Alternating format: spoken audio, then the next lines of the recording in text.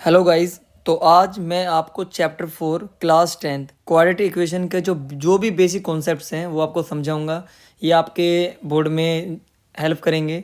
तो क्या करना है आपको, सबसे पहले देखो, हमारी जो लेटेस्ट बुक है उसके अंदर 3 एक्सरसाइज हैं, 4.1, 2 एंड 3।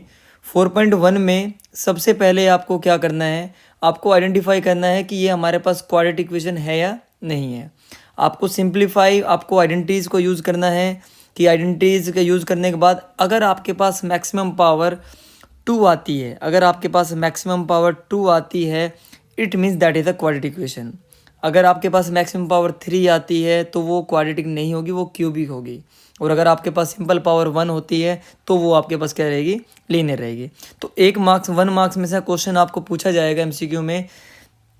आपको 4 ऑप्शंस गिवन होंगे, उनमें आपको आइडेंटिफाई करना है कि which one is the quadratic polynomial. Okay, so सबसे पहले आपको ये कुछ आपको स्टेटमेंट्स मिलेंगे सेकंड क्वेश्चंस के अंदर, वहाँ से आपको क्वाड्रेटिक इक्वेशन बनाना है।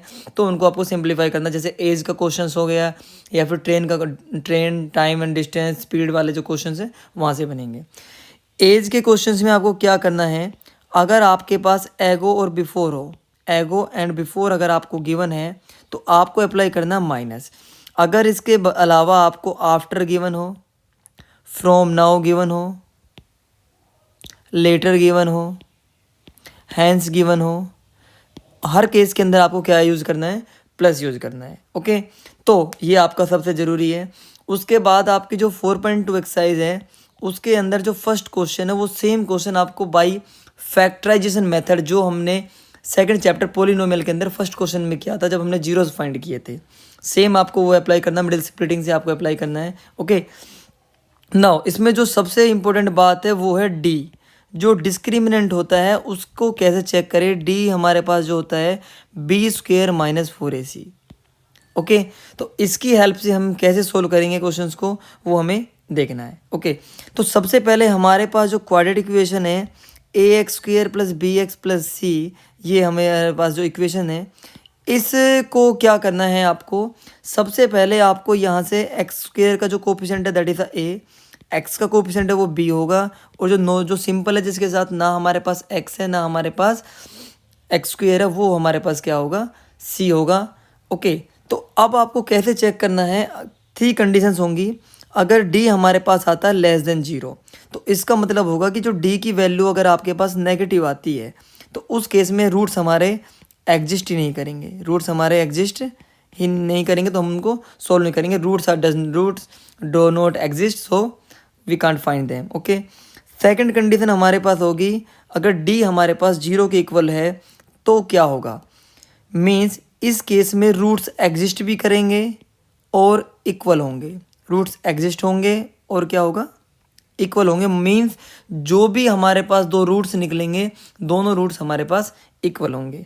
थर्ड कंडीशन हमारे पास क्या है, अगर d की वैल्यू हमारे पास <0 है, इन दैट केस क्या, उस केस में हम क्या करेंगे, उस केस में रूट्स हमारे एग्जिस्ट तो होंगे लेकिन दोनों क्या होंगे, अनइक्वल होंगे। क्या होंगे, अनइक्वल। ओके, सो ये आपको पहले चेक करना। सपोज एक एग्जांपल हम मान लेते हैं 2x² + 3x - 2 = 0 हम मान लेते हैं। तो यहाँ से a की वैल्यू हमारे पास 2 है, b की वैल्यू हमारे पास 3 है और c की वैल्यू हमारे पास क्या है, -2। तो यहाँ से जब हम d की वैल्यू फाइंड करेंगे वो होगा हमारे पास b² - 4ac। पहले आपको यही चेक करना है कि रूट्स एग्जिस्ट कर रहे हैं या नहीं कर रहे हैं। तो b की वैल्यू हमारे पास होगी 3 का स्क्वायर, a की वैल्यू हमारे पास होगी 2, c की वैल्यू होगी हमारे पास -2। तो यहाँ से हम कर सकते हैं 4 2 8, 8 2 16 मीन्स 25 आएगा। अब d की वैल्यू हमारे पास क्या आएगी, 25, मीन्स रूट्स एग्जिस्ट कर रहे हैं लेकिन रूट्स हमारे कैसे होंगे, अनइक्वल होंगे। अब अगर मान लीजिए हम इनको फाइंड करना तो हमें अप्लाई करना है -b + -√d/2 है, ये होगा हमारे पास quadratic formula. Using this formula we can find the zero of any quadratic equation. Got it. So b की वैल्यू हमारे पास यहाँ से अगर हम बात करेंगे -3 + -d क्या होगा हमारे पास 25/2 है। a की वैल्यू हमारे पास क्या है, 2 है, तो 2 2 जा 4, -3 + -5/4 होगा। एक बार आपको इसको प्लस करना है, एक बार आपको क्या करना है, माइनस करना है, और उसके बाद आपको यहाँ से क्या निकालने हैं, जीरोज हम क्या करेंगे इसके बाद फाइंड करेंगे। क्लियर है यहाँ तक? तो यहाँ से अगर आप करेंगे तो -3 + 5/4 मीन्स 2/4 यानी कि 1/2 मिलेगा। और अगर आप इसको माइनस करते तो आपको मिलेगा -2। तो जो भी हमारे पास जो जीरोज होंगे वो क्या होंगे 1/2 या रूट्स होंगे।